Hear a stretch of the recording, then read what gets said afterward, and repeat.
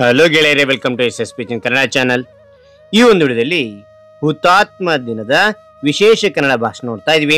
ಹಾಗೆ ಒಂದು ಭಾಷಣ ಅಂತ ಇಷ್ಟ ಆಯ್ತಾ?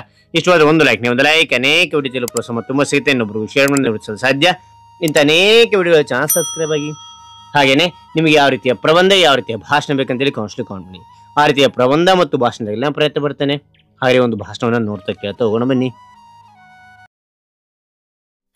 ಈ ಸಭೆಯಲ್ಲಿ ಆಸೀನರಾಗಿರುವ ಗಣ್ಯಮಾನ್ಯರೇ, ಪ್ರಾಂಶುಪಾಲರೇ, ಶಿಕ್ಷಕರೇ, ಪೋಷಕರೇ ಹಾಗೂ ಗೆಳೆಯರೆಲ್ಲರಿಗೂ ಶುಭೋದಯ. ಇಂದು ಹುತಾತ್ಮ ದಿನ ಆಚರಣೆಯನ್ನು ಆಚರಿಸುತ್ತಿದ್ದೇವೆ. ಹಾಗಾದ್ರೆ ಈ ದಿನದ ಕುರಿತು ಹಾಗೂ ಗಾಂಧಿ ತಾತನ ಕುರಿತು ಮಾತನಾಡಲು ಬಯಸುತ್ತೇನೆ. ಜನವರಿ 30, 1948ರಲ್ಲಿ ಭಾರತ ದೇಶದ ರಾಷ್ಟ್ರಪಿತರೆನಿಸಿಕೊಂಡ ಮಹಾತ್ಮ ಗಾಂಧಿಯವರು ಮರಣ ಹೊಂದಿದ ದಿನ. ಈ ದಿನವನ್ನು ಅವರಿಗೆ ಶ್ರದ್ಧಾಂಜಲಿ ಅರ್ಪಿಸಲು ಹುತಾತ್ಮರ ದಿನವನ್ನಾಗಿ ಆಚರಿಸಲಾಗುತ್ತದೆ.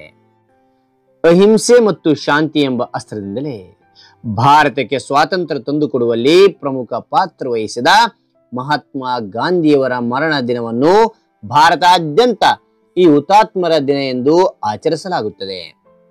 ತಮ್ಮ ಬದುಕೆ ತಮ್ಮ ಸಂದೇಶ ಎಂಬ ಬದುಕಿನ ಪ್ರತಿ ಗಳಿಗೆಯನ್ನು ಮೌಲ್ಯದ ಜೊತೆಯಲ್ಲೇ ಬದುಕಿದ ಸತ್ಯಕ್ಕಾಗಿ ತಮ್ಮ ಜೀವವನ್ನೇ ಪ್ರಯೋಗಕ್ಕೊಳಪಡಿಸಿಕೊಂಡ ರಾಷ್ಟ್ರಪಿತ ಮೋಹನ್ ದಾಸ್ ಕರಮಚಂದ್ ಗಾಂಧಿ ಹುಟ್ಟಿದ್ದು ಗುಜರಾತ್ನ ಪೋರ್ಬಂದರ್ನಲ್ಲಿ.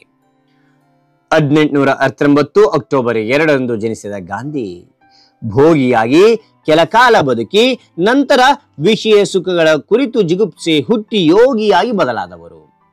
ಅವರ ಹಲವು ನಡೆಗಳು ವಿಮರ್ಶೆಗೊಳಪಟ್ಟು ವಿವಾದ ಸೃಷ್ಟಿಸಿದ್ದರೂ ತನ್ನ ಬದುಕೆ ತನ್ನ ಸಂದೇಶ ಎಂಬ ಅವರ ಆತ್ಮವಿಶ್ವಾಸ ನೀಡಿ ಅವರನ್ನು ರಾಷ್ಟ್ರಪಿತನನ್ನಾಗಿ ಮಾಡಿದೆ.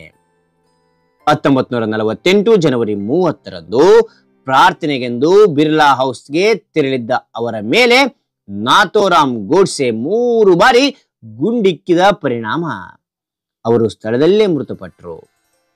ಆ ದಿನ ಇಡೀ ಭಾರತವು ಶೋಕ ಸಾಗರದಲ್ಲಿ ಮುಳುಗಿತ್ತು. ಆ ದಿನವನ್ನು ಇಂದಿಗೂ ಹುತಾತ್ಮರ ದಿನವೆಂದು ಆಚರಿಸಲಾಗುತ್ತದೆ ಎಂದು ತಿಳಿಸುತ್ತಾ ನನ್ನ ಈ ಭಾಷಣವನ್ನು ಮುಗಿಸುತ್ತೇನೆ. ರಾಷ್ಟ್ರಪಿತ ಮಹಾತ್ಮ ಗಾಂಧಿಗೆ ಜಯವಾಗಲಿ, ಗಾಂಧಿ ತಾತೆಗೆ ಜಯವಾಗಲಿ. ಜೈ ಹಿಂದ್, ಜೈ ಭಾರತ್ ಮಾತೆ. ಹಾಗಾದ್ರೆ ಈ ಒಂದು ಭಾಷಣ ಅಂತಕ್ಕಂಥ ಇಷ್ಟವಾಯ್ತಾ? ಇಷ್ಟವಾದ್ರೆ ಒಂದು ಲೈಕ್, ನೀವು ಒಂದು ಲೈಕ್ ಅನೇಕ ವಿಡಿಯೋ ಪ್ರೋತ್ಸಾಹ ತುಂಬಾ ಸಿಗುತ್ತೆ. ಇನ್ನೊಬ್ರಿಗೂ ಶೇರ್ ಮಾಡಿ ಸಾಧ್ಯ.